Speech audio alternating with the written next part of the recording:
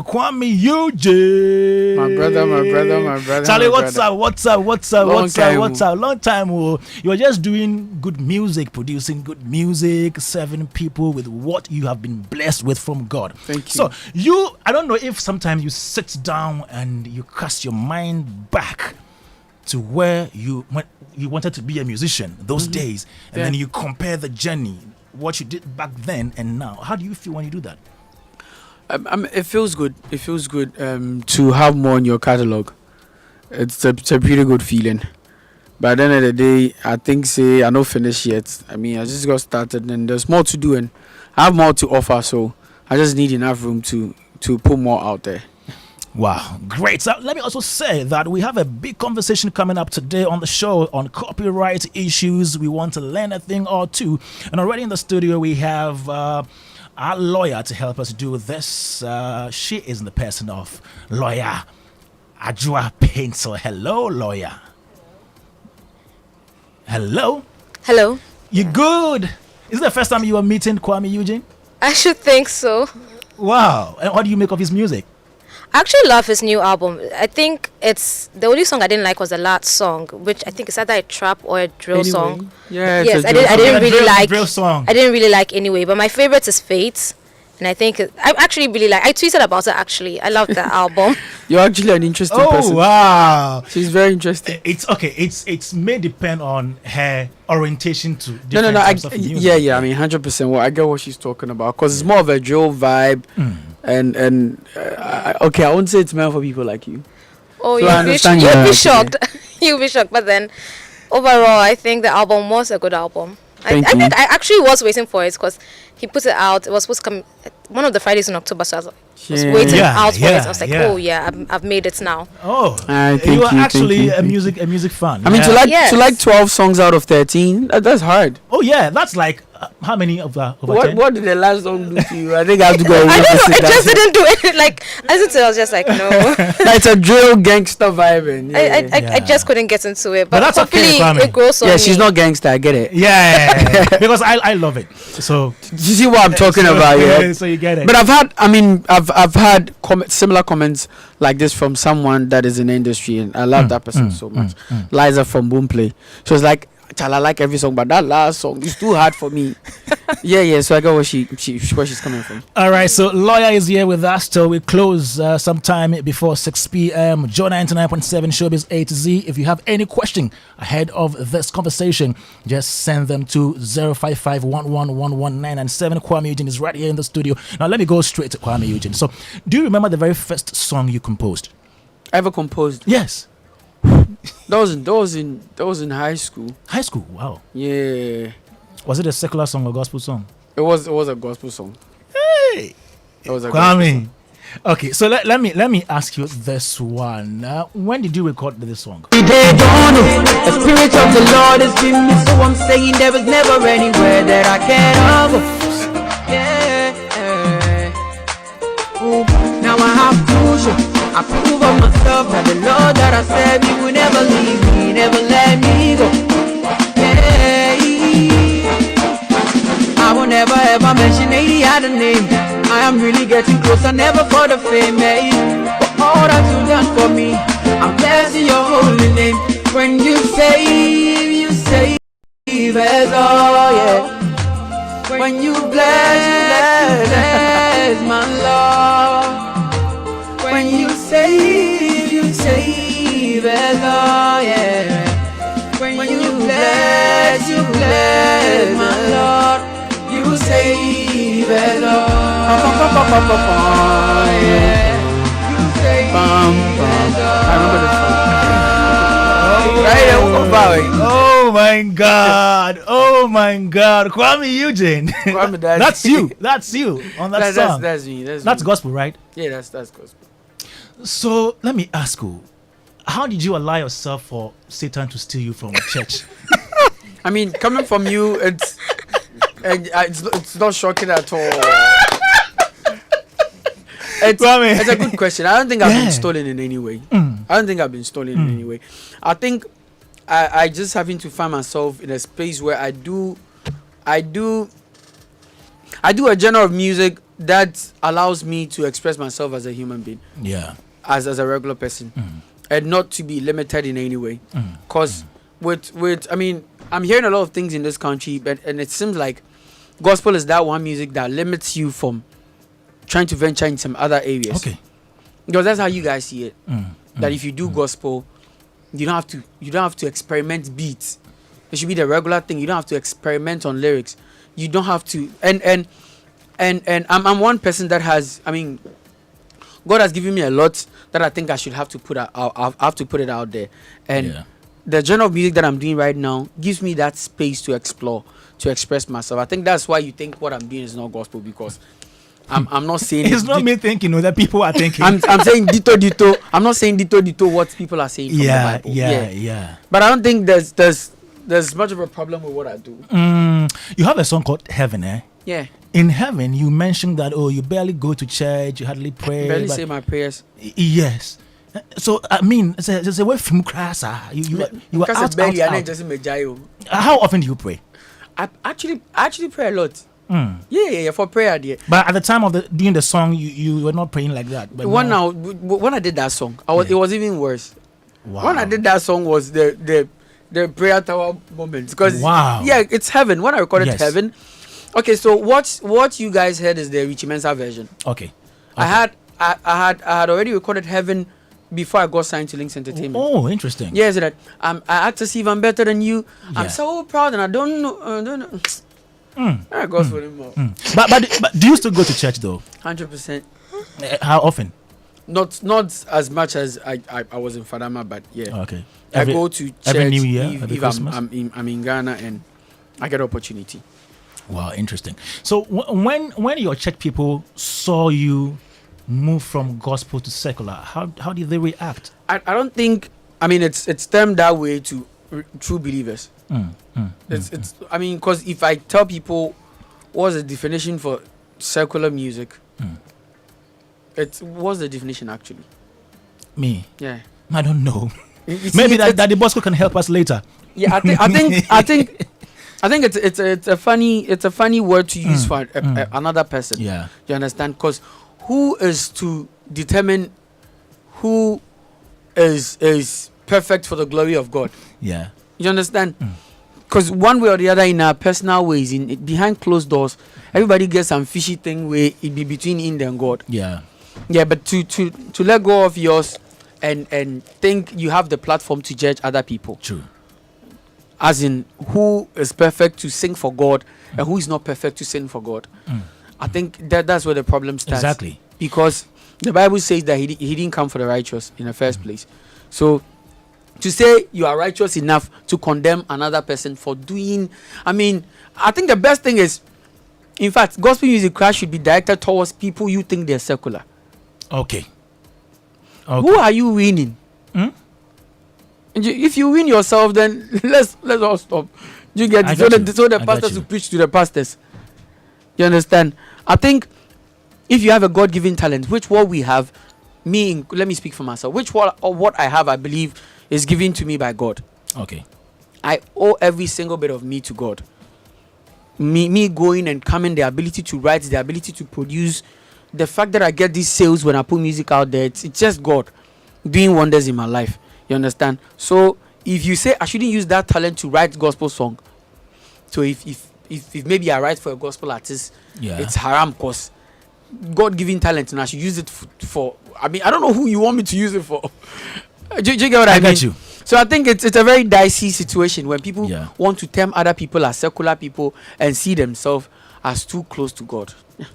Well, John 99.7 FM, any question for Kwame Eugene 055-1111-997. Now, some time ago, we heard you announce that you were going to release an album called Rags to Riches, and all of a sudden we heard you announce that you're coming out with Love and Chaos. Yeah. Is it the same album? Yes, it's the same album. So why did you change the title? I had to change the title because my situation at the moment, Love and Chaos explains my situation at the moment than Rags to Riches. Because when I wanted to put Rags to Riches out there, it was me coming to explain to the rest of the world how I came from Fadama, from the slums, to the boy with almost all the endorsement. There was billboards everywhere making money, and which it's good, but it's not relevant in this situation where I've lost my dad and lost my grandmother at the same time. Charlie. You understand? That's I'm going through a lot of chaotic moments. Wow. But then again, I'm loved by God and people are there. Did you also my project. lose any girlfriend in the process? A lot of them. I've lost. I've lost a lot of them. Okay, so that explains the love and chaos. But the love and chaos is not the girlfriend matter. It's okay. It's how I mean, my album is #1 right now. Yeah. Everybody's listening to Love and Chaos, and I know that deep down, my dad is still in the mortuary. Okay. You understand? So that's chaos right there. Okay. My family is going through it, but I'm loved outside. I'm enjoying the fame and everything, but then again, it's the mixture of being loved and going through these chaos moments and all. Wow. I mean, explains it more better for me to put love and chaos out there than explaining to and coming to tell people that I've moved from the poor boy to a rich boy now. I think this one makes a lot of sense. But there's a song on there called "Rise to Riches," right? Yeah, because that one is my personal life story. How many songs do we have on this album? 13 songs. Love and Chaos. 13. Yeah. And we've heard some already. You released some earlier on. Yeah, I released cryptocurrency and faith. And okay. Yes. Then apart from that, we have Monica, which is the jam of the moment. It's banging. You say what? You mentioned some do things. Yeah, what were you doing? Wait, just rhyming or you? Your head scatter. Wait, was somebody sending you anything of a sort? Yeah. Telling us the story. I was. What'd you say? Tell her the story. Oh, okay. So I have that one fan on Snapchat. I've never met her. She's called Monica, and she's an amazing soul. We talk. Sometimes I scroll through my DMs, and if somebody is very consistent, I just check on that person and say hi. So the person will go like, okay, finally he replied me. I'll continue being a fan. That's the situation with Monica and I replied her once, and it was a lot of streaks. So the first time I tapped on it, amazingly, there was a lot of content. I think she's a content creator. There was a lot of content. What do you mean by that? Explain. Oh, she sends stuff. Do you get that often? Do you get that often? A lot of them. More time. You have an album for that? No. A photo album? No. I don't keep the concentration there. Yeah. Is it very tempting? Is it? Not so much, but I mean, every human being is a big curious in a way. Yeah. Yeah, it's just that you want to feed your eyes more. It doesn't mean you've fallen for it, but you want to feed your eyes a little bit. Yeah. So sometimes. Have you gotten to that point in time when they sent you that, and then you followed up and followed up and followed up? Nah, I have to protect the business. Oh, okay. I mean, if you're looking at it from your end, yeah, I think it should end there. So I even said in the song that I wanted to meet her. You understand? Yeah. I wanted to meet her, maybe, and I've sent a lot of my shows and stuff for it. Even I give her free tickets and all. Okay. Yeah, and I've never met her. I don't think she's. But are you in touch with her? Do you have her number? She calls. Oh, she even asked me that. Is this song about me? I said, who else? who else is sending? Is the video out? Nah. She should be in the video. What do you think about that? I think that'll be the beginning of her. Yeah, should be good. Obe Juani. Then there is Abina too. Yeah. So who is the Abina in this case? Abina, a true life story. Is one special person in my life. Yeah. You know, my wife is Abina. That's amazing. Yeah. And it tells my story because she's not here in Ghana. So I listen and I'm teaching me Kakra. Thank you. My Abina is not here in Ghana. It's your Abina? Yeah, I have an Abina like that. Okay. She's amazing. I told Mama had the Kakra. Your girlfriend? Yeah. How many do you have though? The girlfriends? One, actually. Are you not sampling? No. What's your sample size? Calm down. See? What's your dad? Interrogate him. Guys, we have Kwame Eugene in the studio. Do you have any question for him? It's love and chaos. We're just trying to make the show a bit chaotic. Yeah, there's a lot of chaos going on here. All right, so we have YOLO, we have energy. We have energy. We have takeaway. We also have single. On Yeah. it. I'm single for now. Yeah. Okay. Were you single at that time when you did that song? Yeah. This same Abna. We had Okay, issues okay. then, Okay. and I mean we. Your cut each Abna, other off. is she short or tall? She's a hono. Okay. Right, hono. Short for my so then kakra. All right, so tell us how is a creative process like? Your typical day in the studio. How do you cook the song? It's the elements for me. If I want to write this particular song, I put myself in the mood for about 3 days on one song. Okay. Yeah, especially the ones that I wanted to sink in people's head when they hear them. I want to sit down and write what I think it's perfect. Yeah. So I will vibe around. If I want to write a typical deep song, I'll vibe with deep songs for a very long time, for about 3 days. So I'll be in the mood and I create something of my own. Okay. Yeah, so it's always the vibe for me. I have to be in my elements to do it. And you program everything yourself? Most of the times. Because if I can sit down and just create. So I don't want it to be like that. Else I'll be creating a lot. Okay. Yeah, I can just sit down, pick a vibe, find her name, and create something about her name right now. I have the ability to do that. So I take my time. Because if I don't take care, I'll think, every song that I put out there is nice. Every song that I write is nice. So I'll write plenty. Do you know this album? I wrote 44 songs. Hey! I know, right? They asked me for 15. I wrote 44. And on the 15... Who asked you for 15? Empire? Links or Empire. Links? Okay. Yeah. And I wrote 44.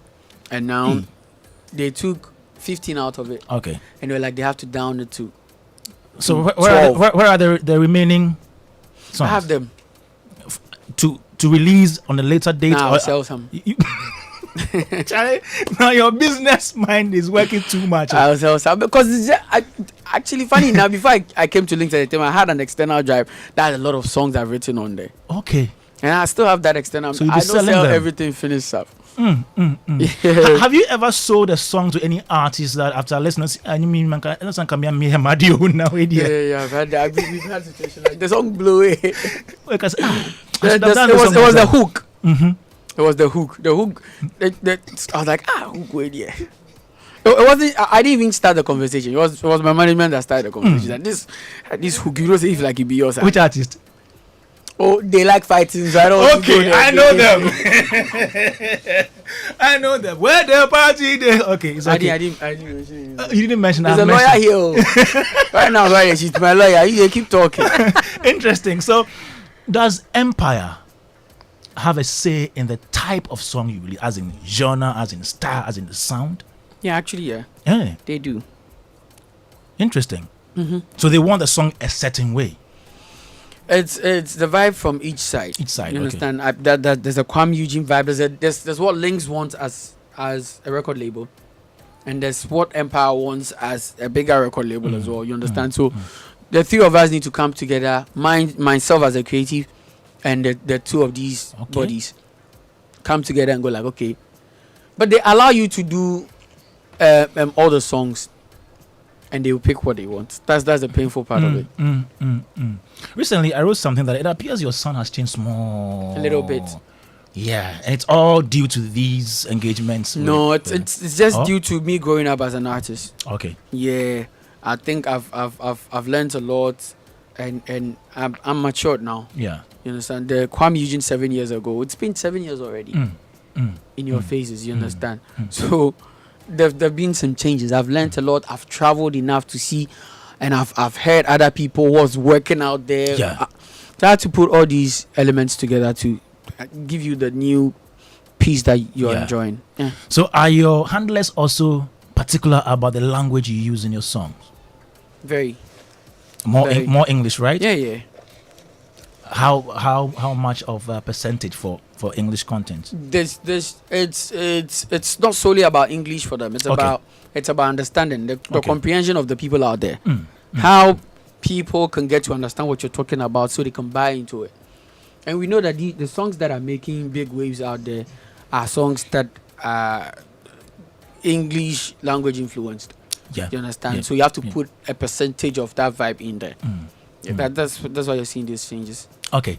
Since Empire came into the picture, Yeah. I monitor Link's YouTube account and I monitor your YouTube account, and I see now you put all the videos on your account. Yeah. Why that? I mean, there should be a change. Okay. You understand? There should be a change, and things are not running like it used to be now.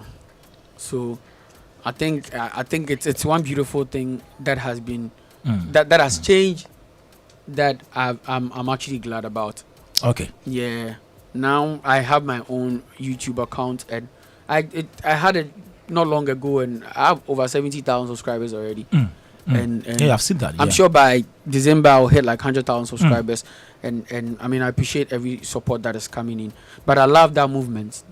So it's just beautiful to wake up and see that okay, this is mine. This is the property that is in my hand one day. Yeah. Would you say Empire coming into the picture has reduced the kind of control Links had on you earlier on? Actually, yeah. Yeah? Yeah. I'm not gonna lie about this. Okay. It has changed a lot of things. Empire being in a picture has changed a lot of things. Yeah. So what exactly do the Links people do for you now? The role they play now?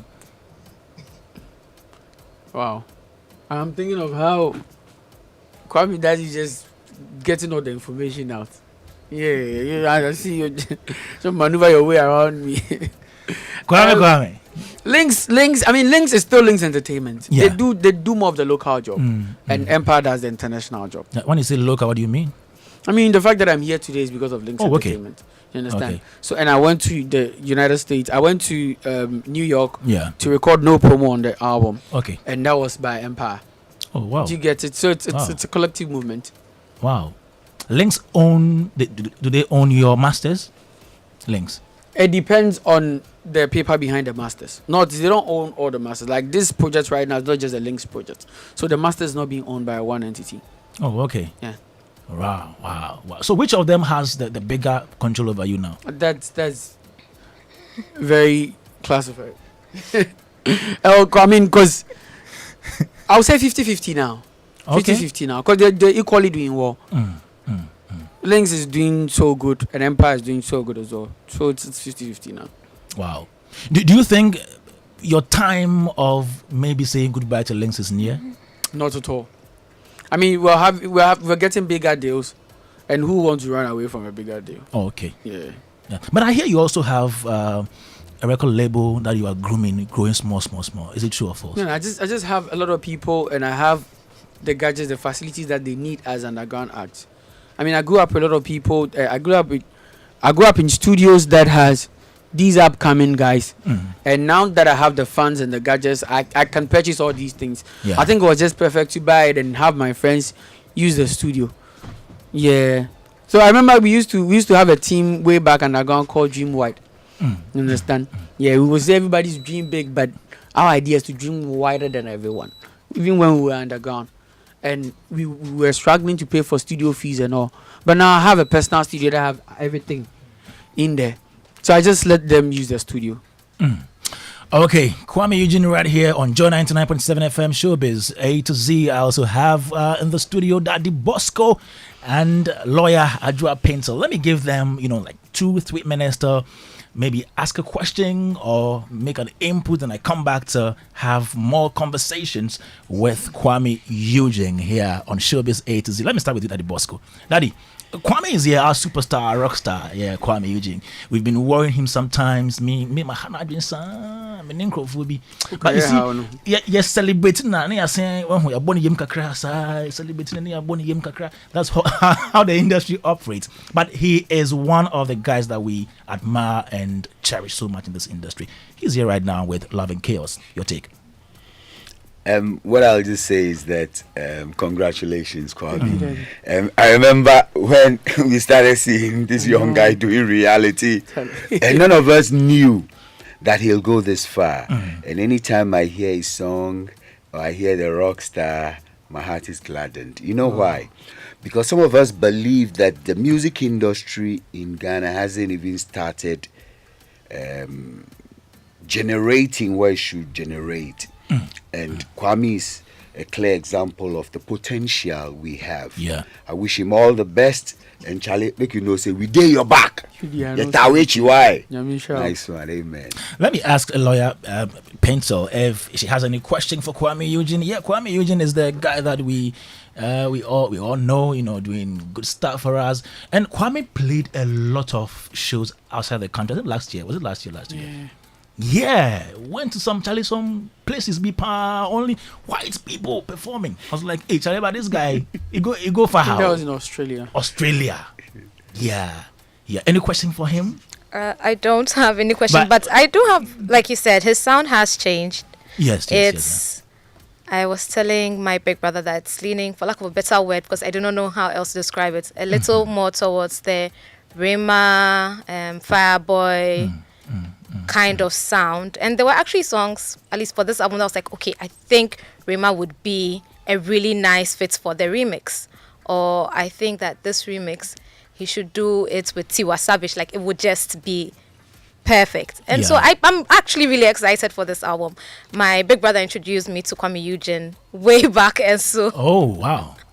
It's a family thing now. My mother loves him, my nephew loves him. So I'm just excited to see. Big love from Kwame. I'm just excited to see what he has for us. All right, so Kwame Eugene here. Now, Kwame Eugene has a song called YOLO. I love this song so much. I love it.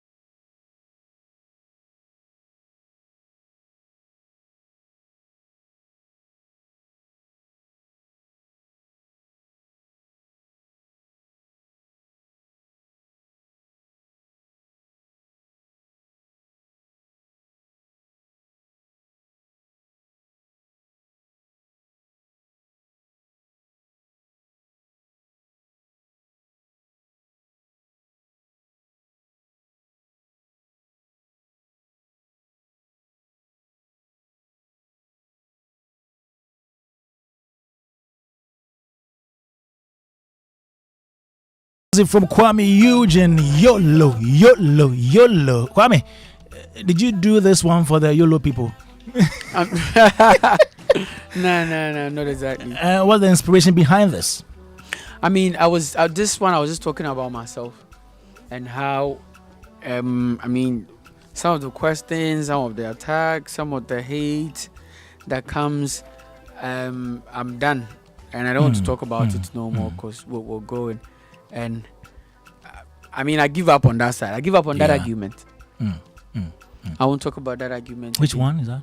I mean, the back and forth, because I've seen what goes on out there. I watch the Lil Wayne, them are interviews and these Beyonce thems, and if they are on air, they try as much as possible. You can tell the presenters are trying as much as possible to stay away from the negativity. Exactly, especially when they are there. Yeah, you understand. But we live in a country where What's it on your face? Yeah, that's where we want to make everybody on air know, say, we know they fear you. You understand? And why are you insulting me? I'm actually not shading him. You see? Kwame Dadzie, you see? Yo, you see Kwame Dadzie? Only me know. You get it? So I've decided not to move away from that bad energy, because at the end of the day, we'll finish this conversation, and it costs me more than it does to the one asking the question. Because trust me, you be free, not with that. Stories be brave. Kwame Eugene say. From one platform, I'm a choir. So I've realized the artists in this country, when they get big to some extent, they don't want to do interviews anymore. Yeah, I've realized that thing. Oh, but you would do, because you are a friend. So no, I'm not afraid of anyone. Oh yes. But the funny thing is, I've seen it. I sat down, thought about the reason why these people, they'll pop up once, do an interview, and they won't come again for the next 1 year. And I realized, okay, because Empire said the same thing. Yeah. That my label should slow down the interview, because they've realized most of the interviews that I go to, that alarms the kind of stories they see on the internet when they are there. When they Google, most of the bad stories they are seeing is from some interview I went to, and I was asked this, and I have to be real. So they should slow it down. But we love you. So yesterday, yesterday they actually sent a template of how many interviews I should do. Oh wow. Yeah. Including Go this to the one. positive places. Okay. About 10 like of them. Joy. Oh yes, of course. Yeah. Joy is a positive. You understand? Yeah. So I get the reason why some of our A-list artists, they get there, they don't want to do interviews anymore. Yeah. They prefer keeping the good name, and so they can have some record. Yeah. You have a good name, and nobody intends to, sully your image with anything. People are trying. Oh, we will not do that. But have you heard this one?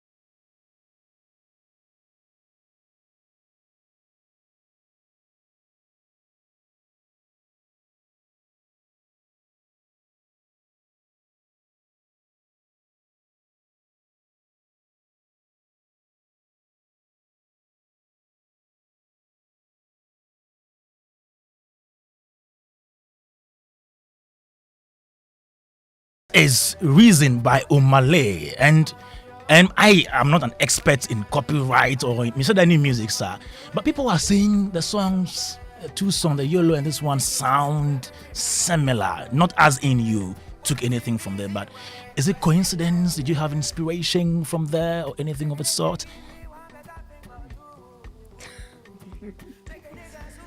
I don't know. What's it? I don't know. Oh yeah, that's it. Okay. Okay.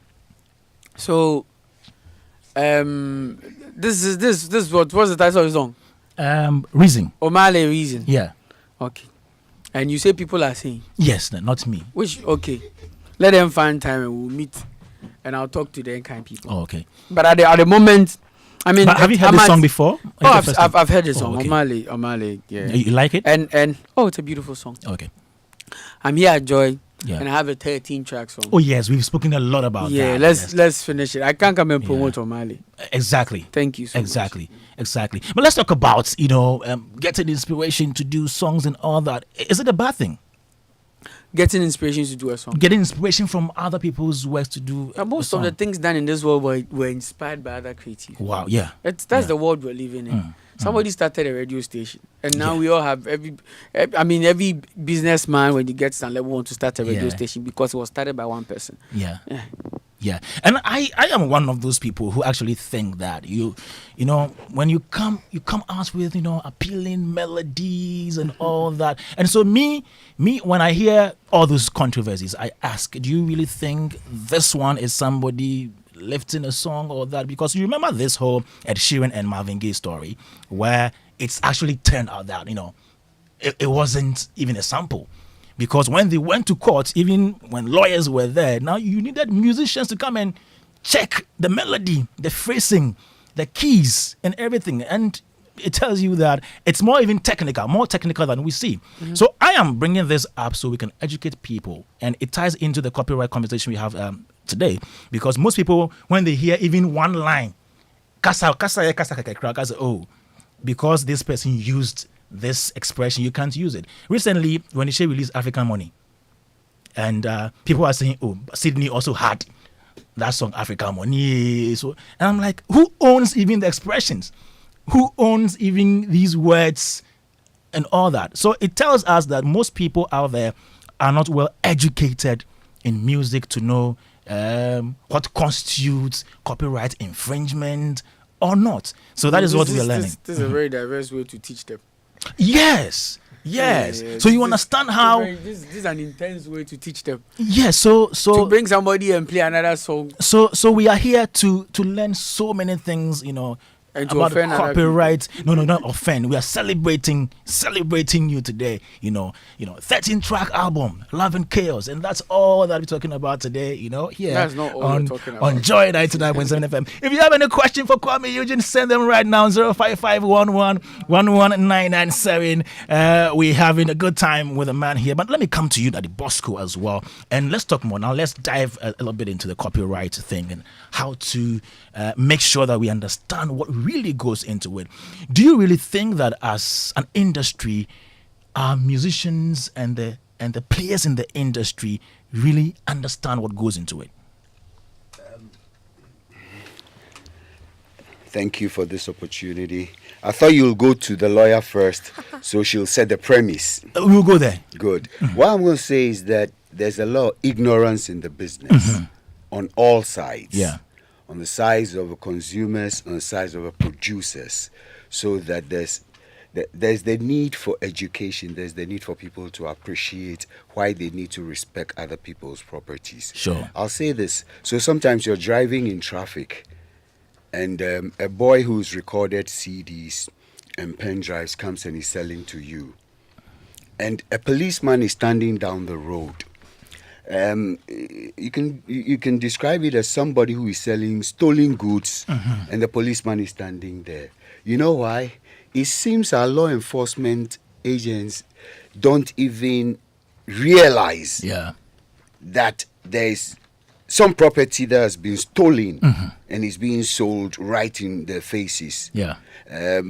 Our judges and things, well, I don't know how much they understand this whole copyright thing. Yeah. So like I said, there's the need for education. Okay. Yeah. Okay.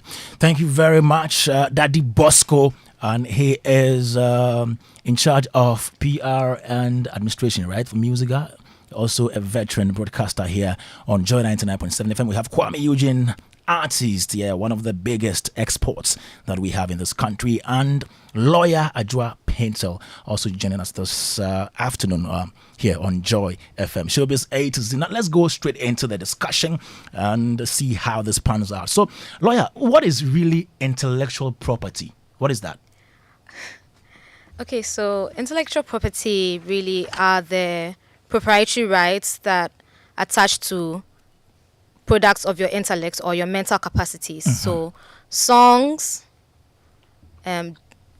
books, arts as in painting, logos as in design. So let's say the Gucci logo, the Gucci brand is copyrighted. Okay. Dances, actually, choreographies.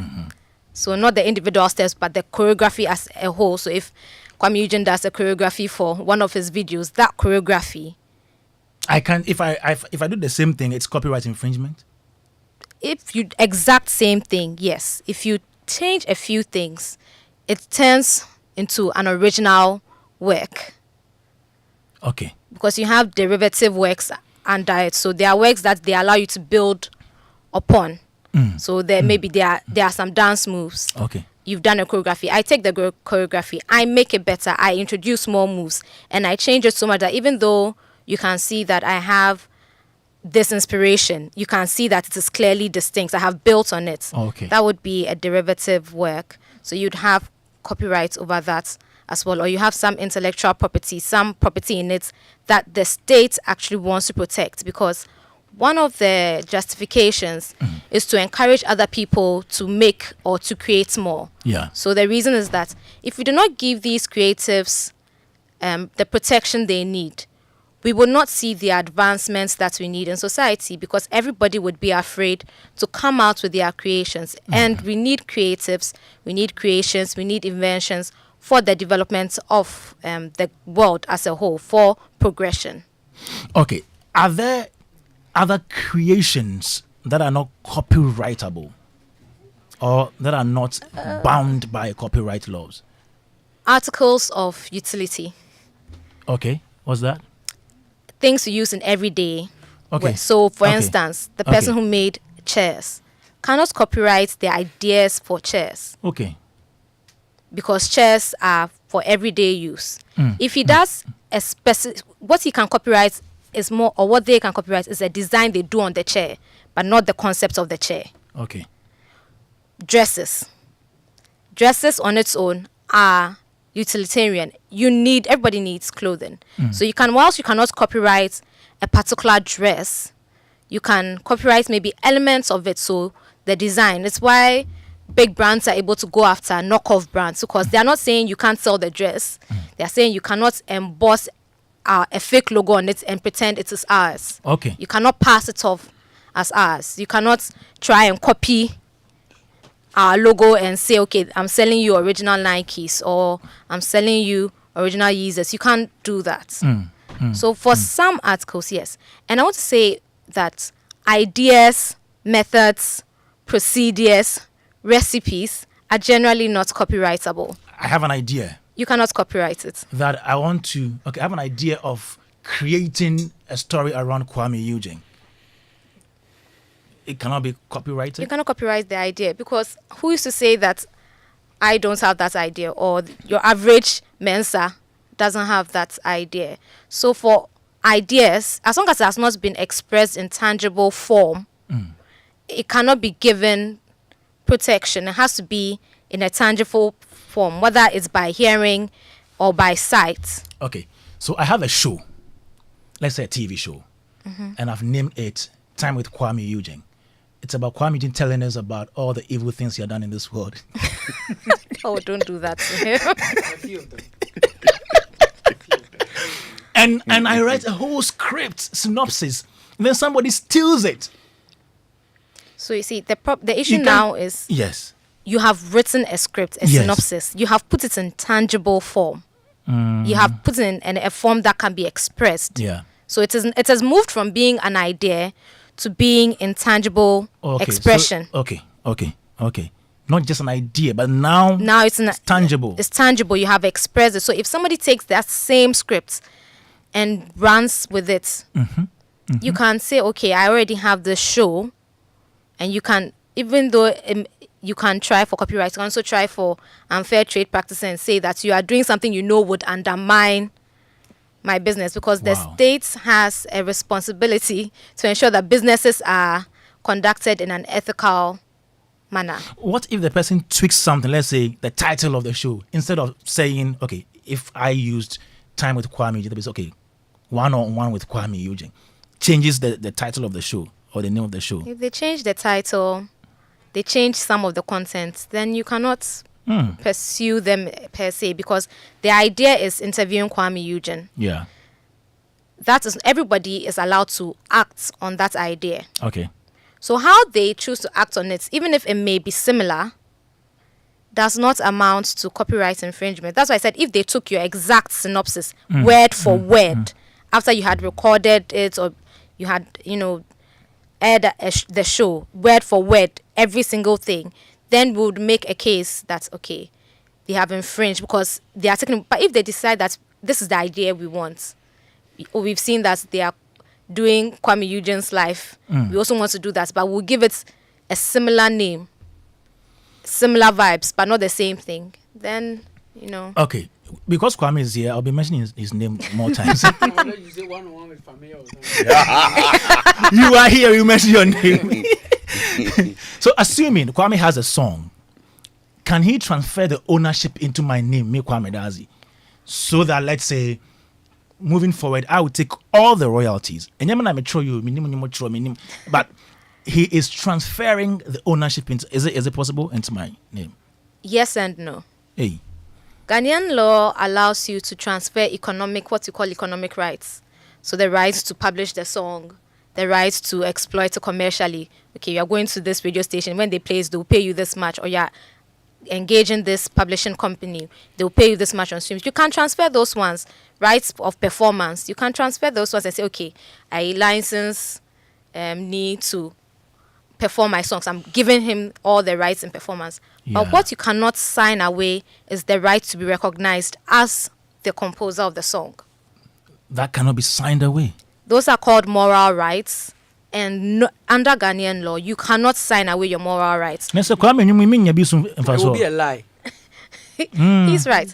So if Kwame is my friend, he cannot bequeath any of his songs to me. he can bequeath his economic interests, but the right to be recognized as the composer or as the owner of the song, he cannot bequeath it to let me anybody. come to Kwame. Recently, you wrote a song for Joyce Blessing, and you said you gave it to her for free and all that. Does it mean you still have a certain rights in there still? Yeah, I have publishing.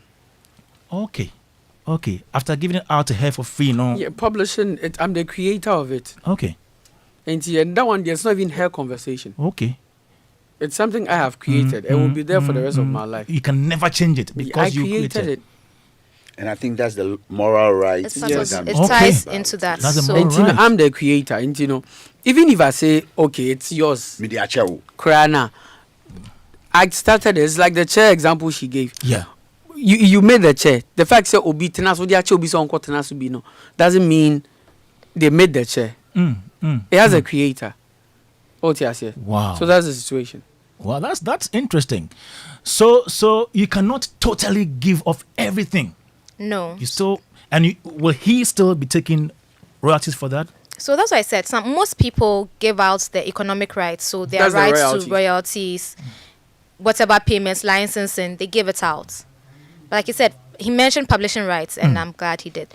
Publishing rights are unique because they are rights that are gotten from the original composer and or writer or writers of the song. And so you cannot go to the performer and ask for publishing rights because they do not compose that song.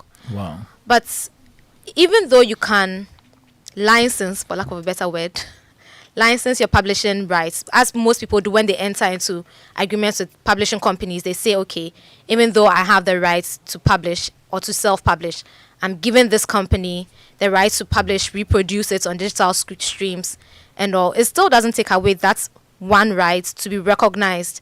And so if you see, for a lot of songs, you have performers, you have songwriters. It's one of the ongoing issues with Nicki Minaj. People keep saying that she has ghostwriters, but one song there, everybody contributes something to the song. So you need that one recognition. Wow. Now, how about if I go to a show and I perform Kuami Eugene's songs? Do I pay him anything? I perform the songs and I get paid for it. Oh, that's an infringement on his. If you do it without his consent. It's an infringement. But we have bands that play copyrighted songs. So let me come in. Yes, Daddy Bosco. What happens is, and it happens in Europe and other jurisdictions a lot. When you go to play a show, they'll ask you for your playlist. Okay. So they know which songs are yours and which songs are other people. Okay. So, for instance, in Ghana, what Gamro usually does is, if you're going to do, let's say, Latif is going to do his production, they license him. He pays something for licensing. Do you get it? So that's what happens, because people will always play other people's songs. But in areas where the collection of royalties is proper, the auditoriums or venues or organizers pay their collection on agencies. behalf of the performers. Yes. So at the end of the year, that's where we get the publishing from.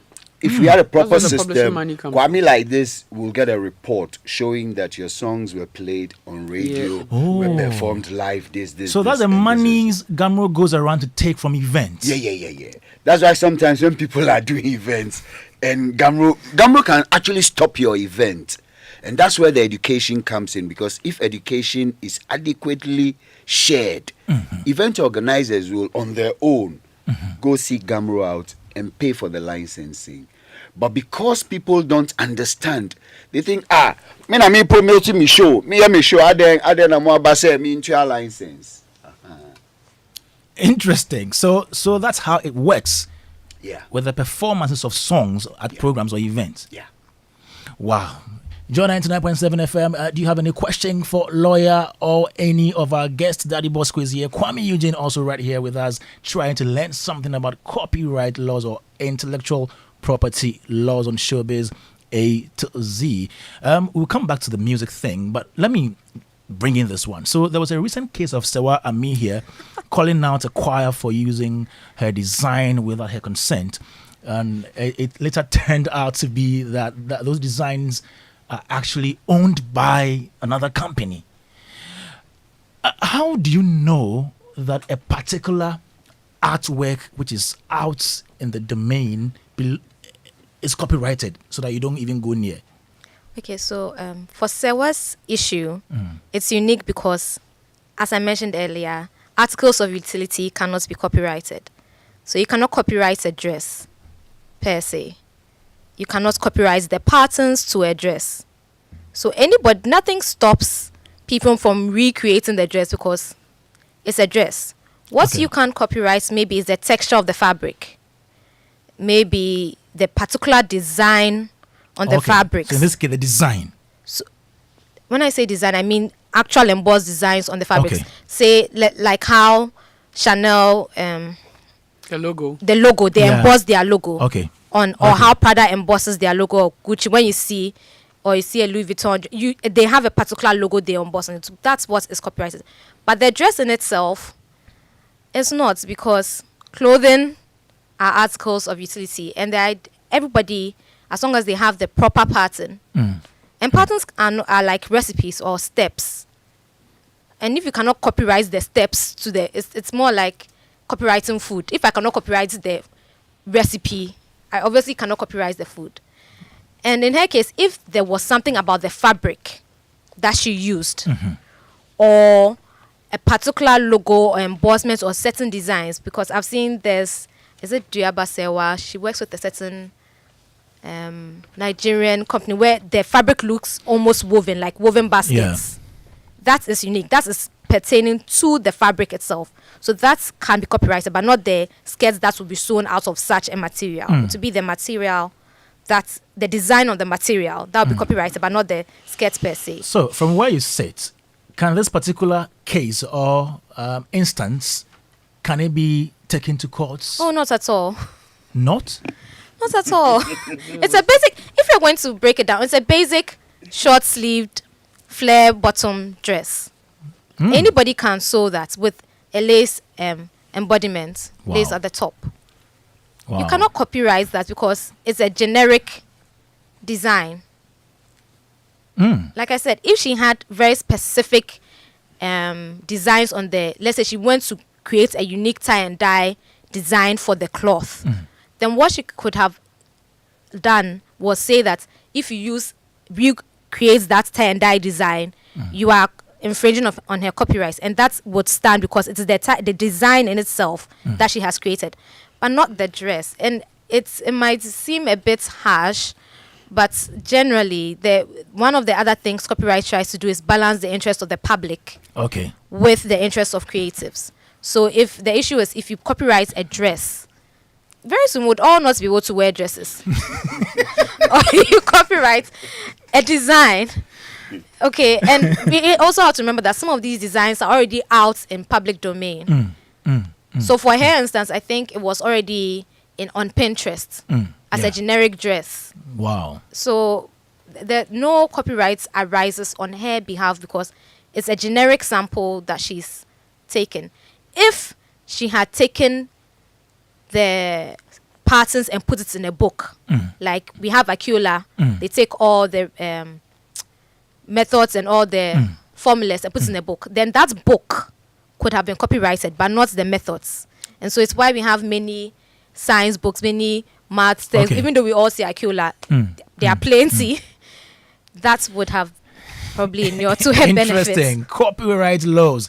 Very interesting. And all these questions I'm asking are questions people ask a lot in the creative art industry. So I'll be throwing them together, a bit of movies or films, music, and everything in the creative industry. Now, if I do a movie that replicates the storyline of another movie, is it bound by copyright? It depends on what you say when you say replicate. Are you replicating The storyline. just the general storyline? Yes. If it's the general storyline, no. And it's for the simple reason that we have genres, and so you have plots. In every romantic movie, man meets girl, they fall in love, Yeah. they get married. That's Yeah. the general storyline. Yes. Whatever happens in between is anybody's issue. Like it's what makes it unique. So Okay. if in my story I say maybe they were lovers to friends, they met in a particular town, they grew up here, they did this, and they got married, and somebody takes what I have done verbatim, Okay. then that would be an infringement. But if they decide, okay, we like the lovers to friends idea, but instead of saying they lived in Fadama, we'll say they lived in cantonments. Wow. Why do you have to use? Wow. Because you are here. No, you Just think of it as another chance. you to are the special promote guest rags to today, so riches. everything is on your head. Everything is about I you. tell you. Everything is about you. Jordan 99.7 So, FM. Yes. The exact, the basic plots, no. But if it's the exact story or the exact same storyline, Yeah. then that can be copyrighted. But not the basic plots of the movie. No. Wow. Wow. Kwame, you want to say something? Nah, she's amazing. She is amazing. She is amazing. I- Lawyer I- Ajua Painter. I need a lawyer. Don't worry, I did for you. This one is from Beats Menace. Beats Menace is listening from home, and he says, Kofi. yeah, Kofi says, the royalties collected from live events and or shows are public performance royalties, and this is a result of what Daddy Bosco pointed out, by way of licenses paid by venues and event organizers to the PROs. PROs here, public performance rights organizations. Yeah. All right, so says others like mechanical royalties are somewhat different and are usually generated when copies or facsimiles are generated of an original work. Think of duplication, downloads, etc.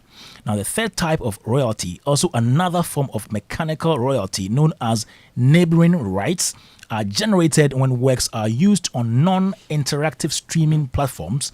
Example, online radio, Pandora, basically platforms that have a continuous stream of music where the listener doesn't determine particular songs they listen to. Wow, Beat Menace sending in this one. Okay, Joe 99.7 FM. Let me also still remind you that due to the statement issued by the Ghana Traditional Council in respect of the funeral of the late Queen Mother Na Dede Umaidu III, Gamanye, asking for a state of solemnity to prevail in the Ghana state until 29th October 2023, and in according respect for the funeral of the late Queen Mother, Joy FM, Rotary Club of Accra Airport, Gold Coast Restaurant, and its partners would like to inform the general public that the Pop Chain Records Night, originally scheduled to take place this Saturday, tonight, has been postponed to the following Saturday, that's next week, 4th November 2023. All persons who have already bought tickets for the original event should hold on to their tickets, as they will be valid for use on the new date, which is Saturday, 4th November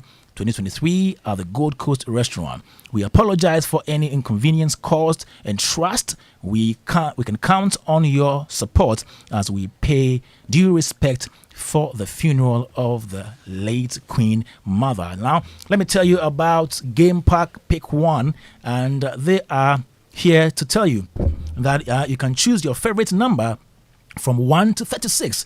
Stake and get ready for the excitement as we unveil the lucky number. So prepare yourself to unleash even more Mueller by staking 1 Ghana cedi to 350 Ghana cedis and win 26 times your stake on the amazing Pick One game by Game Park. Play by dialing star 946 hash on all networks via our website, or download the Game Park app on www.gameparkgames.com. Watch our live draws on Adom TV at 9 a.m., 12 noon, and 6 p.m. daily. Game Park, more Mueller, more power. This game is regulated by the National Lottery Authority, not for persons under 18. Play responsibly. Still here on Joy 99.7 FM, and the show is brought to you by MTN everywhere you go. So, ready to treat your callers to good tunes while you win incredible rewards? Earn points by purchasing, renewing, copying, or gifting your favorite caller tunes, and you can win amazing prizes based on your total accumulated points. So, build as many points as possible, and you can win tons of data to stay connected to the things you love, or you can win amazing 10,000 Ghana cedis cash prize to splash on your favorite things.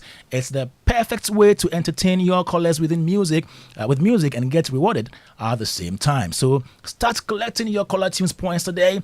Visit callertunes.mtn.com.gh or just dial *1355# to get started on the MTN Caller Tunes service.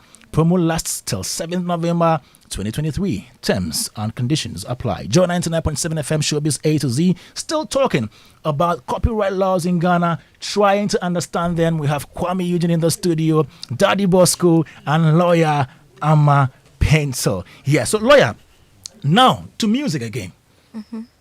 How much of a song passes for copyright infringement?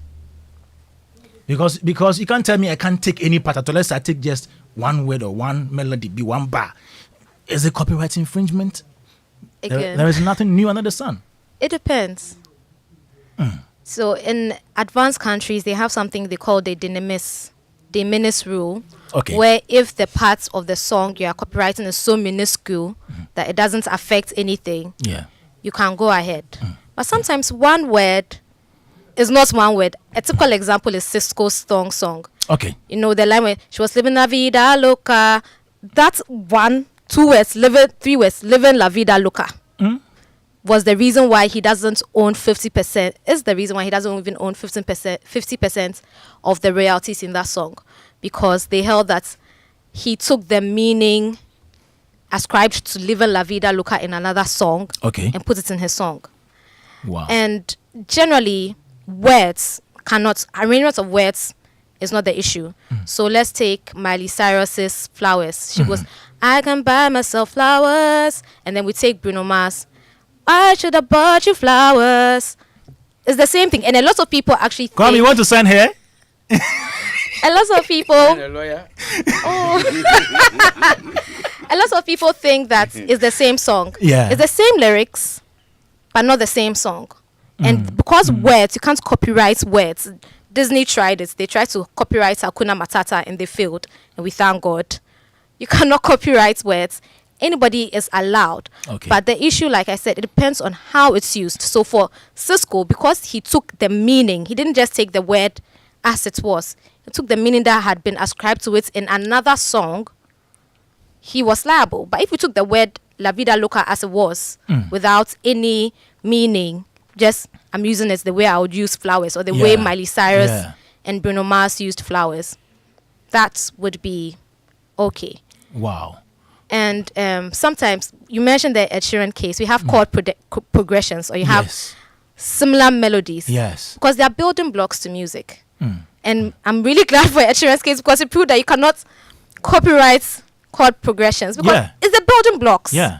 Everybody uses about the same 4 chords. Yeah. Depending on how if you are doing a pop song, there's a certain progression. If you're doing an R&B song, there's a certain progression.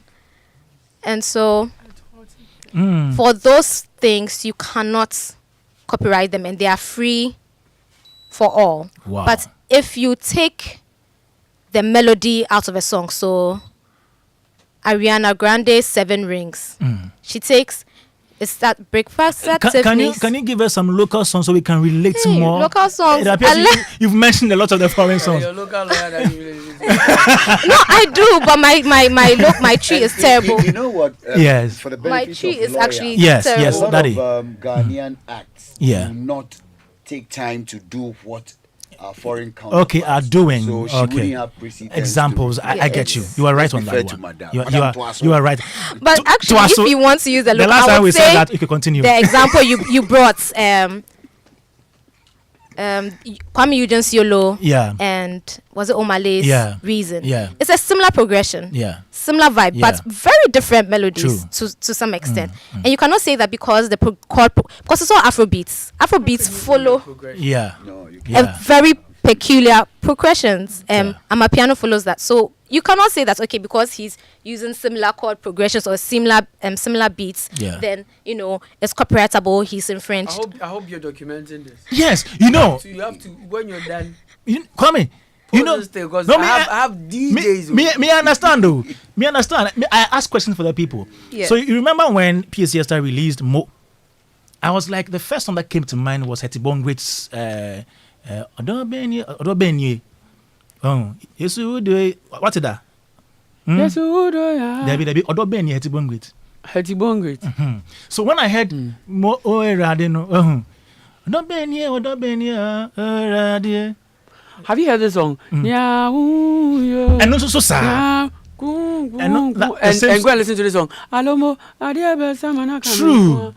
Same And beat. even Odoye Dance Sika, Odoye Same Dance, beat. same progression. Recently, I was singing Echo Tibrofo Yes. on High Lifetime. Yes. Same beat. Yes. On Akoso Mokanya. Same progression. Beat. On My Tenefie. Same Same beat. progression. On All War Bateni. Same beat.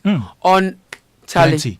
Plenty. So I agree with all that you're saying. So when I raised that issue, then one gospel artist called Kobe Manti told me that when progressions are the same, sometimes even phrasing the melodies makes it sound similar. So he told me this one, if he goes to court, and and I was like, wow. So these are the things the ordinary person on the street doesn't know. The technical aspect. And actually, singing on the same progression doesn't make the sound or the rhythm similar. True. Not at all. I think that will come from somebody who doesn't compose. Yeah. Because if you compose, you can tell. Take Akoso Mokanya. Yes. The Akoso Mokanya, and put it on. Sometimes, do you know? Sometimes you can listen to a song and you get a vibe so much that even your melody sounds like that. Yeah. Because Akoso Mokanya sounds like the same beat. You understand? Yeah. That they can go and have a conversation. The lawyers can talk about it. Do you get it? Yeah. But when Yeah. you have the same beat and someone is singing High Lifetime on it, or Echo Tibrofo Yeah. on it, it's the same beat. Yeah. It doesn't mean the rhythm sounds the same. So I think we need schooling. We need a whole education That's about what it. she's talking about, Yeah. because that's one problem we are having here as a country and entertainment industry. Sure. More people don't have the Daddy Bosco idea Yeah. to know that okay, this is Or the Kwame different Dadie's from idea. this, or the Kwame Dadie's idea. So they come on Twitter and they tarnish the images of those behind the work without knowing anything that went on in the creative process. True. And sometimes before these works will come out there, maybe we've actually consulted who is behind it and had the conversation before Already. it's outside. So if you have no idea about it, don't put it on Google for it to become a conversation everywhere I go when you have no idea about it.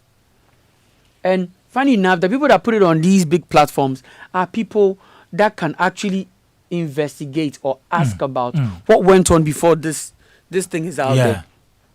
But I think we have to start taking people to court over the content you put out there without having any idea about what cause us. Yeah. No, but you get what I mean, though. I get you. Because when you put something out there that this person stole this thing, and you have no idea, and we've had when I recorded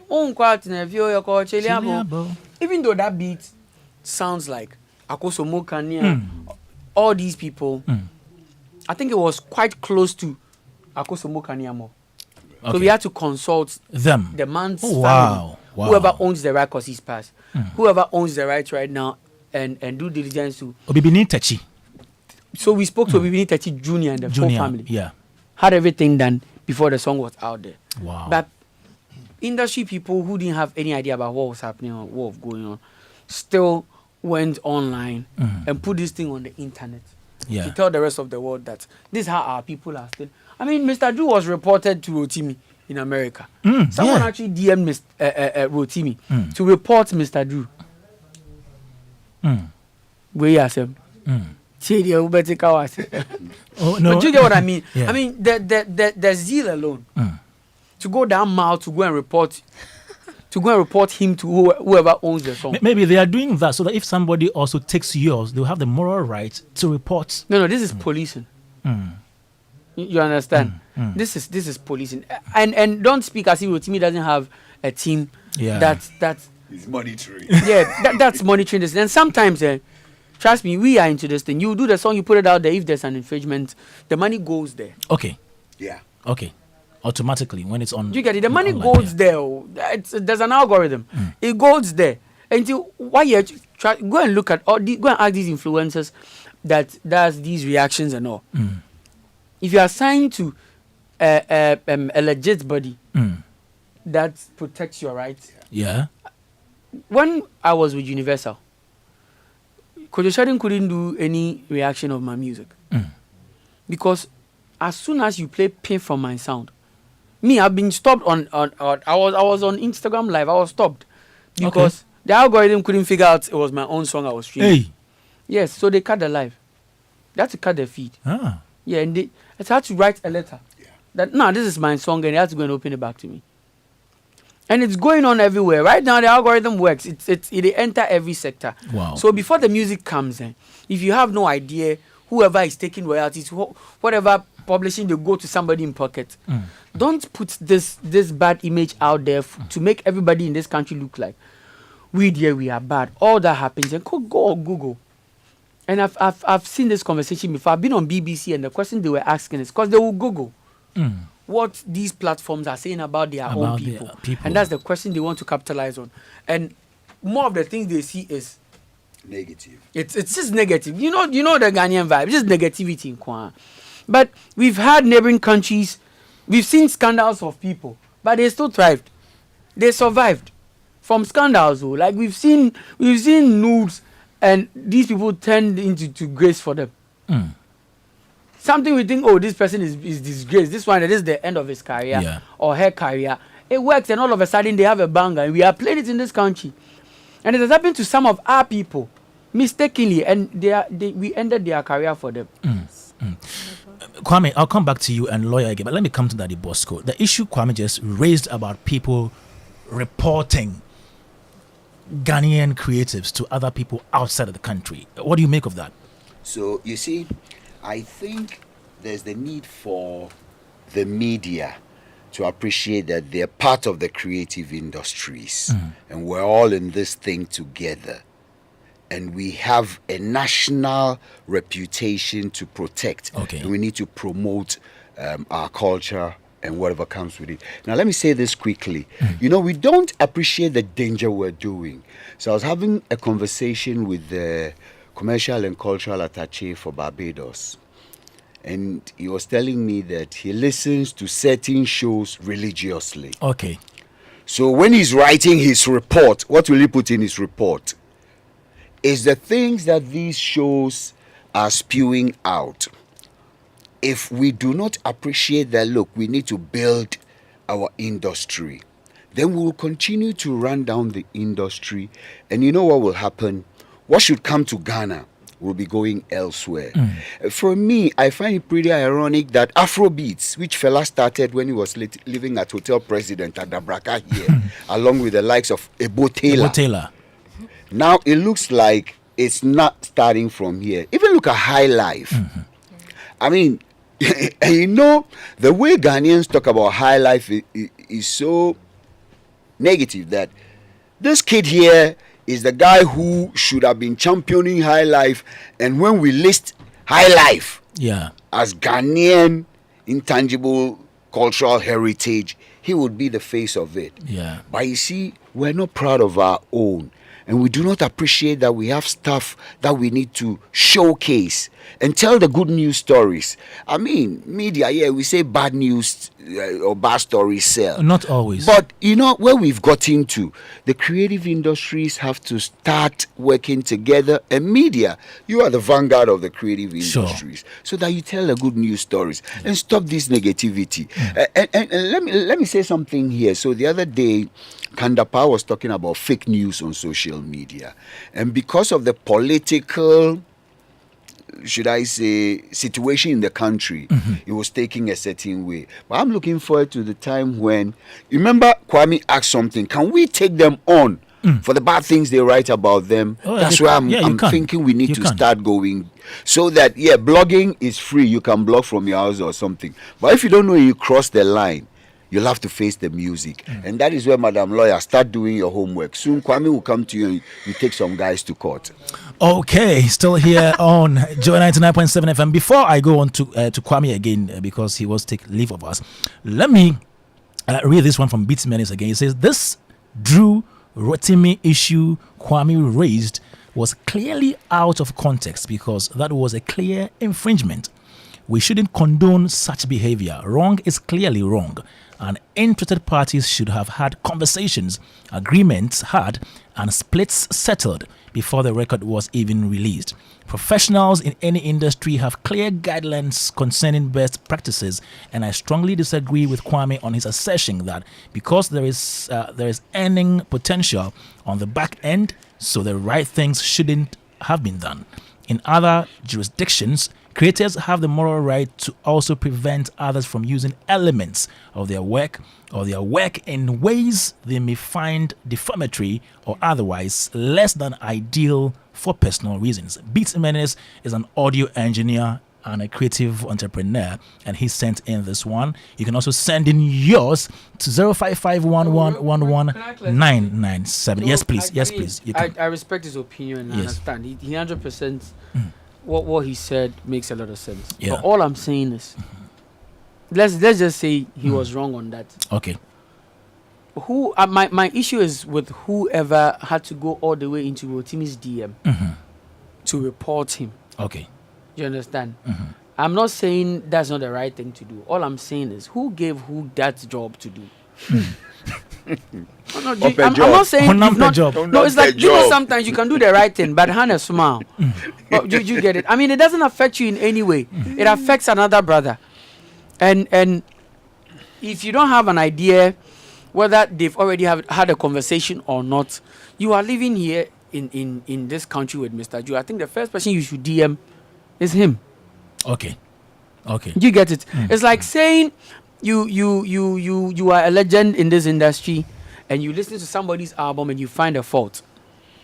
You are a legend. You have all these platforms. You can get to whoever you want to, but you choose to go and say it on Twitter.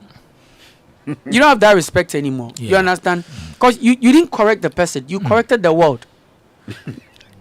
You can call the person and correct him that, Charlie, this song there, they sound like Rotimi Ono. Yeah. So approach him and fix this problem. Yeah. Then you go past the person you're sitting here with and find the person thinking, okay, he can get into some trouble after I report him. Yeah. You get it? So the back end, that whole idea of let's get him into the trouble first so we can have something to talk about on radio that he's in trouble. Okay. And he did it. He had to go ahead and do it. And this same reason thing you're talking about right now, I've seen a legend post it on Twitter. Oh. Do you get it? And my issue is, no, you've shared your opinion. It's brilliant. But if in quote, you see yourself to be this person that can extend this amount of advice to me to change something, why put it on Twitter when you have access to me? That means you need something more than just to put me on the right path. And it ends there. Do you get it? Because now it's on Twitter. Do you know how many people are on Twitter? You put the person's flaws there openly. Let everybody see it on Google. That you started it. You started this person's downfall. And then you come back and say, let's fix this. Fix what? Do you get it? So let's start by fixing the problem you started. Because you have done this in a lawyer way, that okay, this thing we can take it to court. So before this thing escalates and gets into a bad situation, we have to solve it this way, and let's not do this thing this way again. Okay. And when you're done with that, you can go on Twitter and educate the world that if you do this and you do this and you do this, it can happen this way and you end up this way. So people, when you are doing this, do this way without mentioning somebody's name to tarnish his image out there. Because what you put on Google will stay there when I have my grandchildren. Thank you. They will still go back and watch the mistakes you made in my life. You understand? So yeah, let's just end here. Ladies and gentlemen, After Joe 99.7 FM. Do you have any more projects, tours coming up? You know, No, I ahead of- have the number one album in the country right Yeah. now. That was you have to go and listen to a sweet Straight. album. Yeah, man. Sweet lawyer here has listened to it. And shout out to your family. Well, I've Thank heard you. some. I've Big listened love. to some. Thank you. And Monica is number one as well. So shout out to your listeners. I'm saying a very big thank you for this platform. Thank you, Kwame Dadzie, big brother from another mother. Let's do it again. Always, all the time. And please go and stream the album. Love and Chaos is on all platforms. We need more money to be shooting that kind of video. Understand? You know? We need more money to be starting that conversation where we can go and stop shows and take our money. So please Yeah. keep checking on Kwame Eugene music. Big love, Africa still number one. Thank you guys for spending some time with me. Love you guys. Bless up. All right, Kwame Eugene, yeah, the rock star, with a new album called Love and Chaos. Now, yeah, we've listened to a lot of the tracks on the album already. Go stream it on all the online platforms. Kwame Dadzie here, Showbiz A to Z.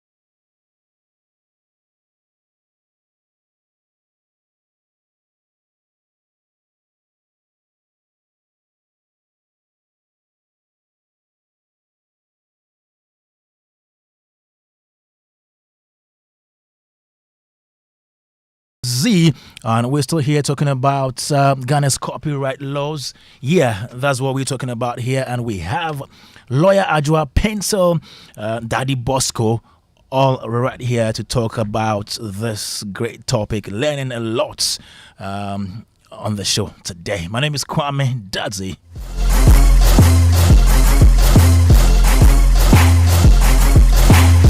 Now, Joy FM returns with the 4th edition of its Thought Leadership Forum on Arts, Tourism and Culture.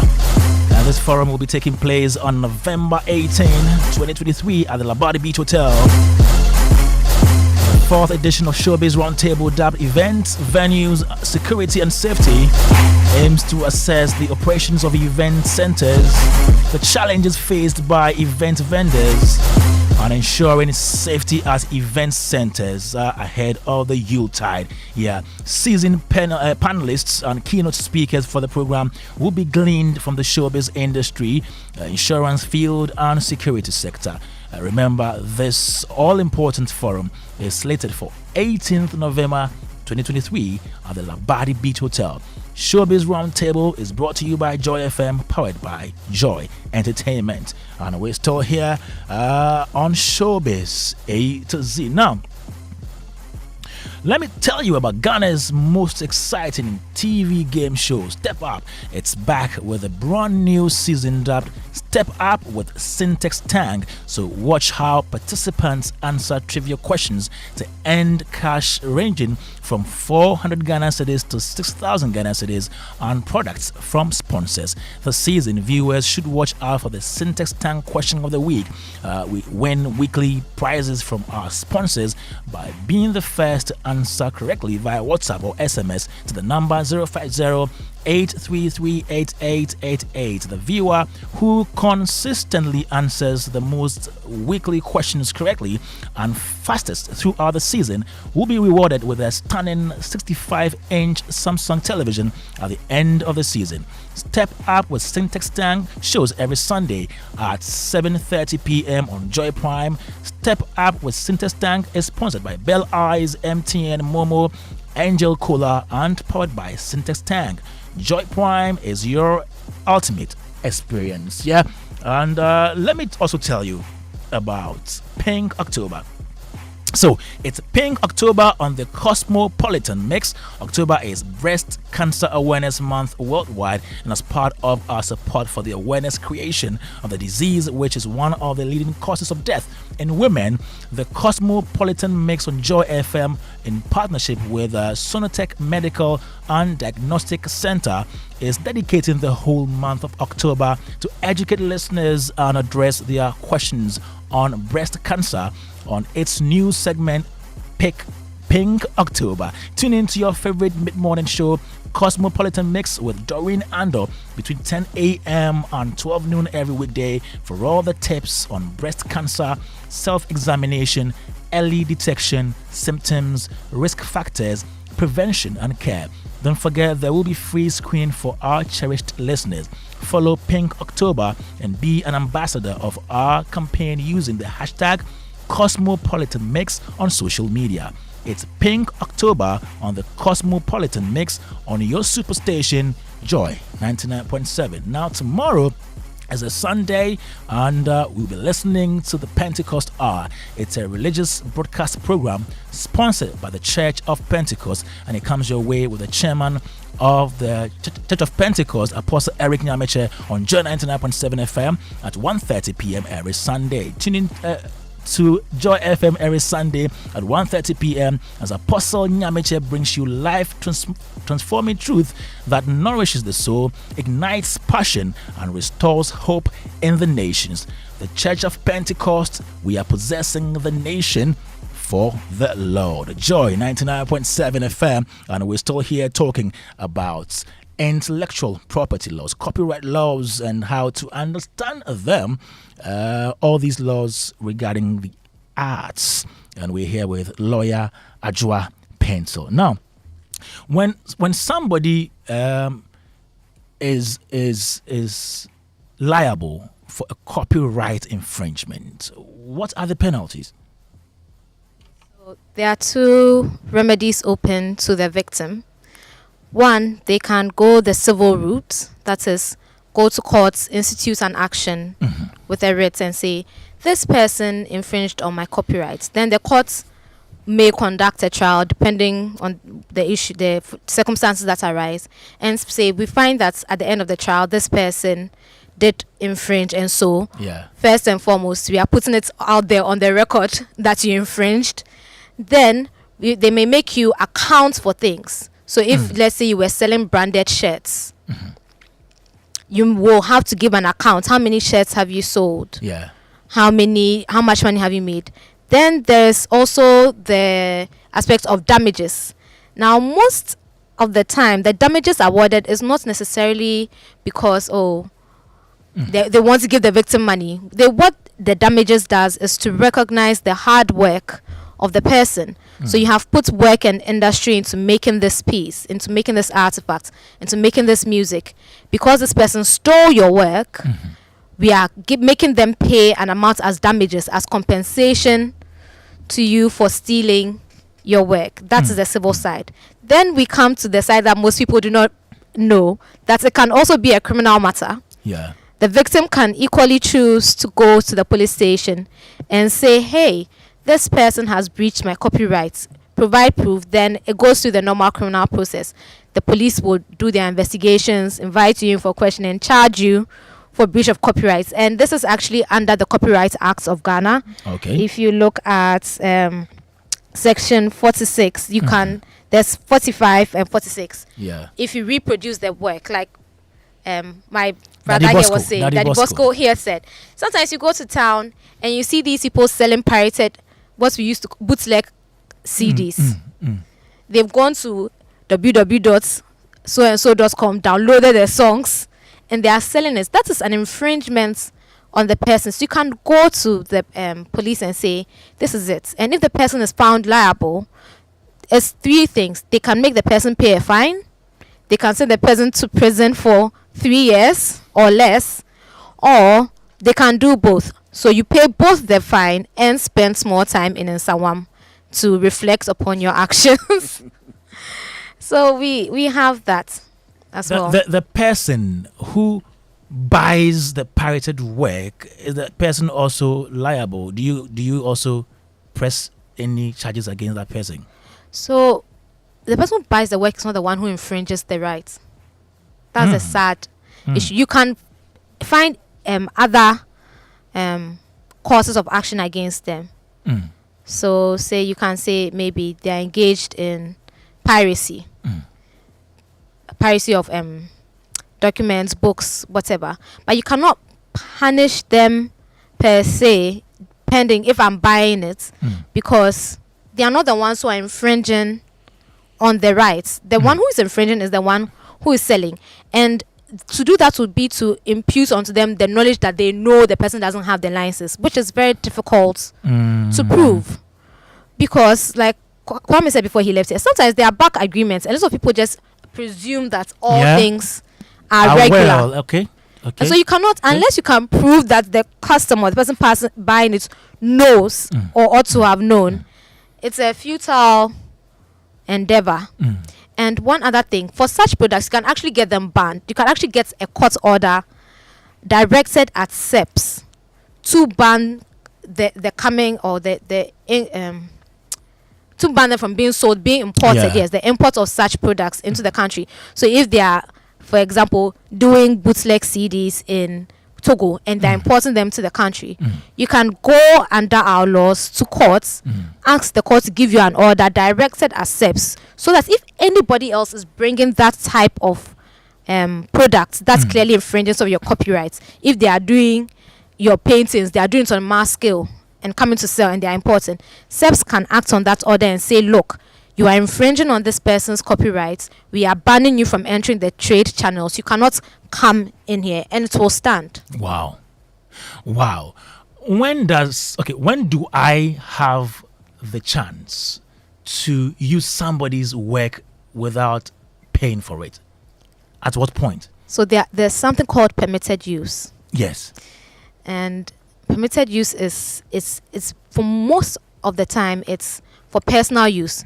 So if I'm in my house and I'm playing a Kwame Eugene song. I'm playing the Love and Chaos album. Okay. I don't need his license to play it for my household to hear. If it's me, my sister, my mother, my brother, we are in the house, we are vibing. Like a family party. Yeah. I don't necessarily. But the moment I step out and I make it a party, like a wedding or a proper, it's not just me using it, playing to my house and my sister is in her room and she's hearing it. Then it becomes a matter of you make it infringement. commercial. Yes, you are commercializing it. So there's that. There's also something called, I mentioned earlier, the de minimis rule, Okay. where sometimes it's so minuscule or they allow permitted use. Our laws allow certain parts. So if you are filming a movie and somebody has graffiti on the wall and it's just very brief, you pass and they see the graffiti and they pass. It is Okay. not an infringement Okay. on that person's rights. Wow. It is a permitted, for lack of a word, permitted, because the ministry is not substantial. They are not claiming ownership. What they are doing is they are shooting a background and you are there. Then there's also for education purposes sometimes. So we have our media houses, our state agencies going on campaigns. They send your girl child to school campaign. Okay. I'm old though. I remember, Mama, I wanna go to school. Papa, I remember the song down when it started. She was cooking, and her brother was going to school, and they sacked her back to the kitchen. Yeah. Yeah. It was great. So yeah. Marble, who was her mother, I really remember under some tree. And for public campaigns like that, or public education, you can't use certain parts of the song because like I said, one of the things copyright does is to balance the rights of the creative with the rights of society. So to some extent you can use certain parts, not the whole song, not the whole art, but just the part necessary for education, public education. There's that as well. And there's also sometimes in speeches, technically sometimes you say it's plagiarism, but you can use certain, like Martin Luther's I have a dream. Okay. If you're writing a speech, you use that one line, I have a dream that one day Ghana will work. We cannot sue you and say you use that I have a dream, even though we all know that it's because it's a public speech you are giving. And again, the use of it, the de minimis rule, Okay. how much harm is being done to the original writer of it. Again, it's language. You can't copyright words per se. So all these things come Interesting. into play. Interesting. Now, at what point does a work of art become folkloric?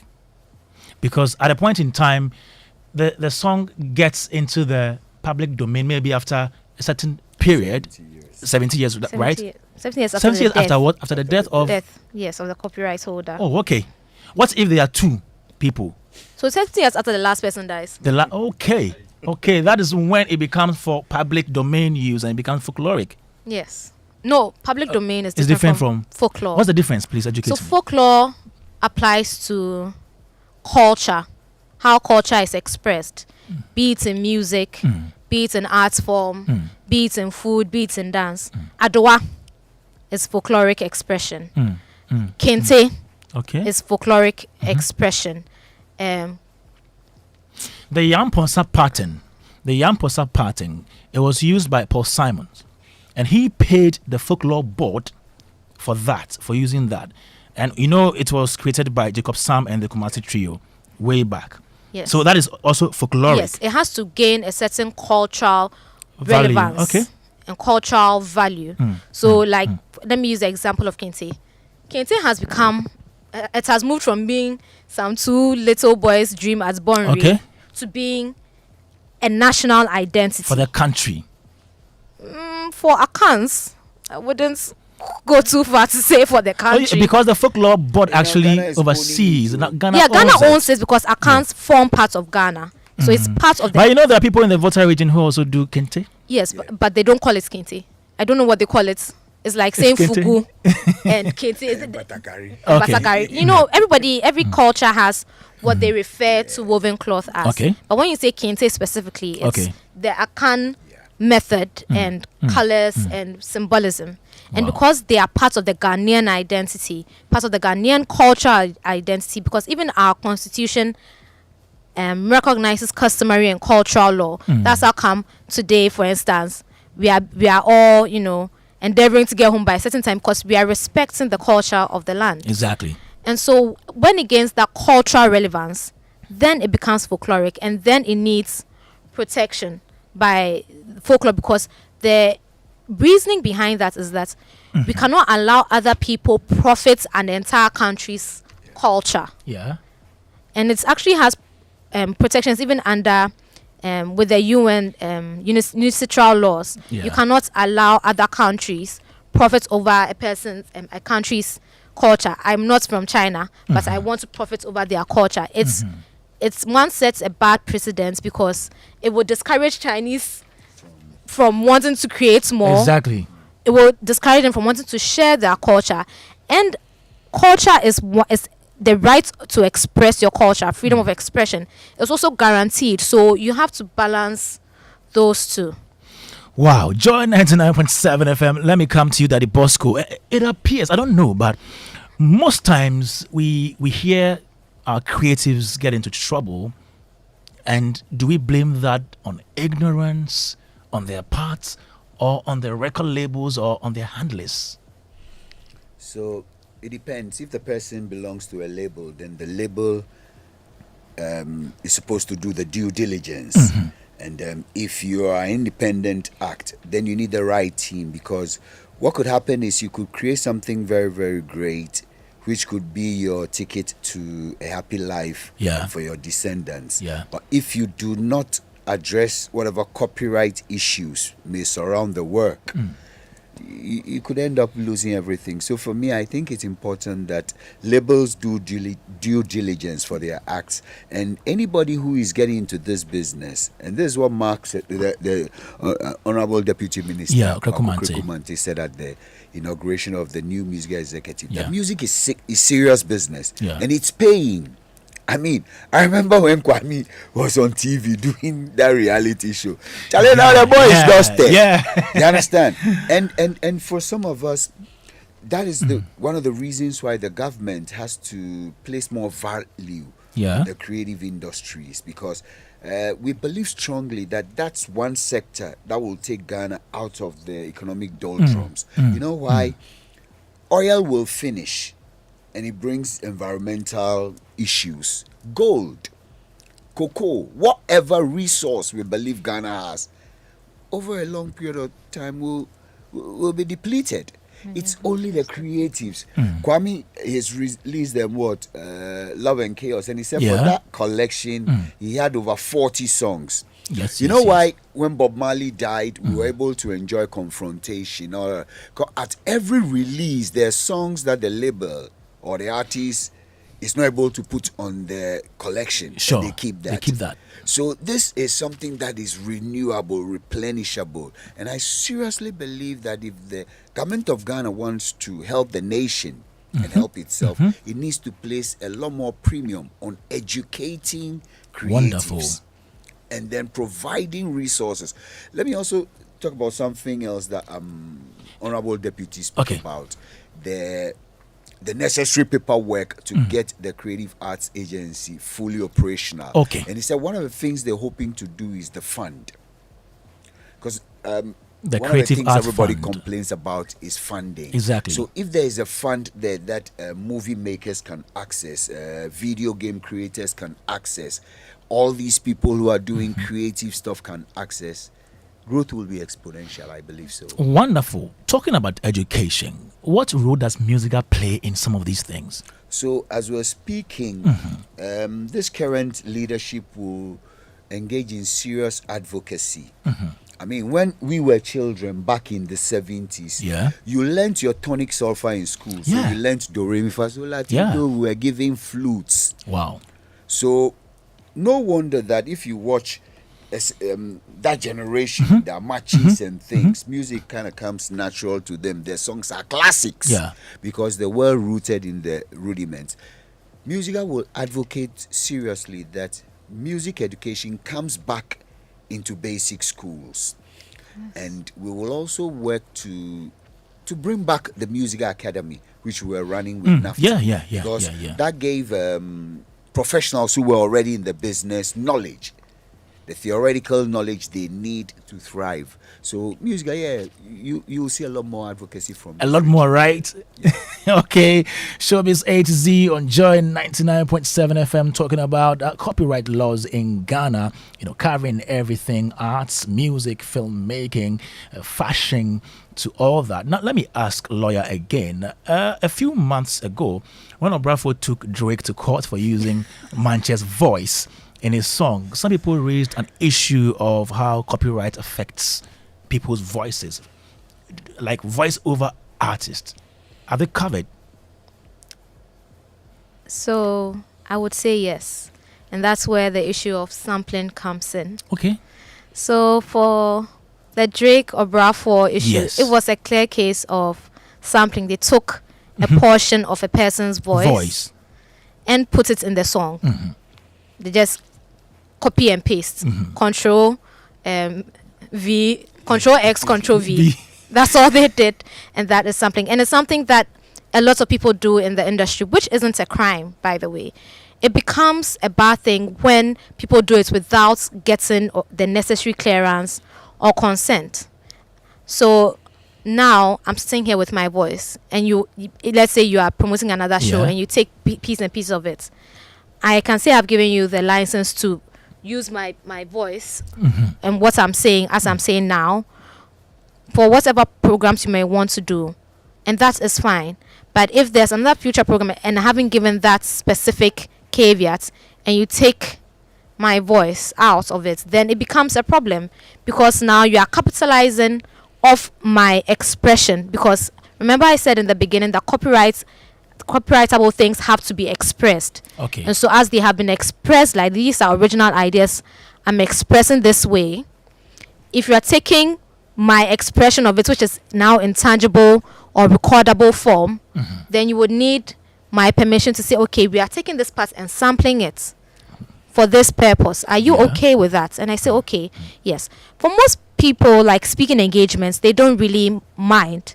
But it becomes an issue when it's being used in music, it's being used in films, it's being used in spoken arts, because it is now a commercial venture and I get nothing. And I was just talking with Daddy Bosco here that one of the things that made me sad about that was you could see clearly that there was more than one individual in the creation of this song, in the creation of this particular moment. It was more than one person's work. But as with a lot of our creatives, sometimes is vibes and inshallah. No contracts, boys, girls. Are you related to Beat Menace? He also uses that term, vibes and inshallah. No, that's all. He is a very good friend, though. And they don't sit down and write a split sheet. They don't sit down and say, okay, this person is entitled to this part. This person is entitled to this part. Because sometimes while you can compose and write all your songs, sometimes there are other people that contribute to your songs. They contribute to the composition. They contribute to the making of the instrumental. And they also have rights in that song. It becomes joint ownership. Great. But in this case, unfortunately, even though we can see there's a clear case of joint ownership, the issue now is how much is who entitled to. Exactly. And so I would take this to say, if you're an artist and you're collaborating or working with people, please do not do boys and girls. Don't run on vibes. Please. Vibes and inshallah. If you can't afford a lawyer, educate yourself. Google is free now. Educate yourselves enough to put down something in writing for the future. You never know what might happen. Your friends might be boys, but they will die or they might die. You don't know what their family might think. You don't, for example, the essence of Marvin Gaye, when they sued Ed Sheeran. I personally believe if it was Marvin Gaye himself, he wouldn't have sued. Because that man was a lover of music.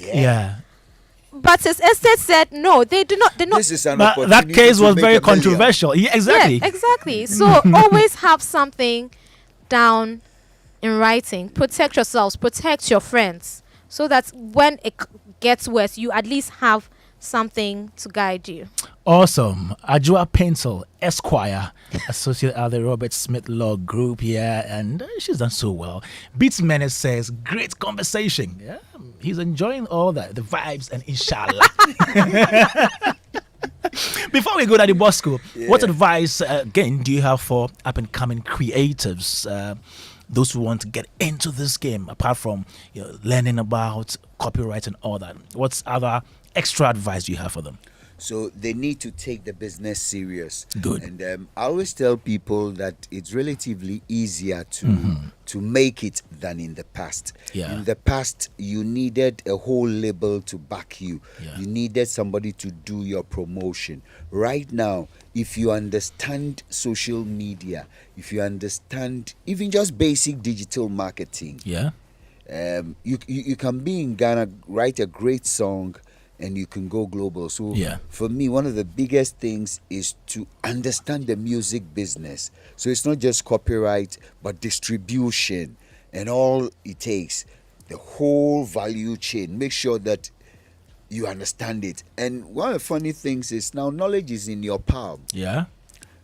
Just Google it or YouTube it, and whatever you want to learn about the business, you will learn.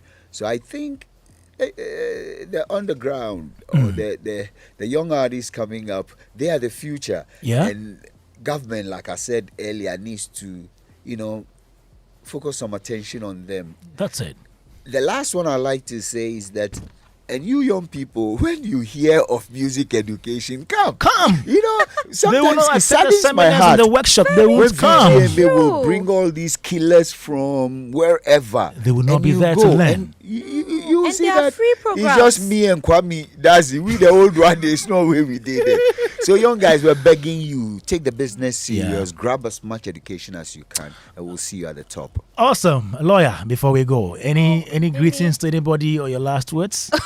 My last words. Shout out to my firm, Robert Smith Law Group. We're a boutique firm. We're in Accra. We cater to everybody. So, am I even allowed to say that? But Advertisements. That's it. But also That's shout out okay. to my mom and my big brother, Kwabena from Pomensa, wherever he is. All right. Okay. So let me still remind you of the 4th edition of Showbiz Roundtable.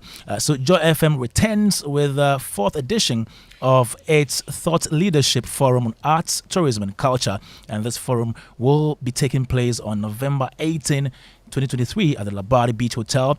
The 4th edition of Showbiz Roundtable, dubbed Events, Venues, Security and Safety, aims to assess the operations of event centers, challenges faced by event vendors, and ensuring safety at event centers ahead of the Yuletide. So seasoned panelists and keynote speakers for the program will be gleaned from the showbiz industry, insurance field, and the security sector. Remember, this all-important forum is slated for 18th November 2023 at the Labadi Beach Hotel. Showbiz Roundtable is brought to you by Joy FM, powered by Joy Entertainment. And some of the people coming to speak are Kojo Poku, an event organizer. We have the president of Chartered Insurance Institute of Ghana, Solomon Lati. We also have the CEO of Aswavo Security Company Limited, Richard Osei. We have more coming, so keep listening to Joy 99.7 FM and reading our stories on myjoyonline.com. My name is Kwame Dadzie, show produced by Philip Nye, Anita Tay, Olivier Fangnan, DJ Wobete. We're still mourning the Gamanye, not day. So we are all observing all the directives here at Joy FM and elsewhere. It's been great having you on Showbiz A to Z. We're back same time next week, right here to give you another big edition of this program, which is your most authoritative entertainment talk show on radio. My name is Kwame Dadzie. Bye-bye.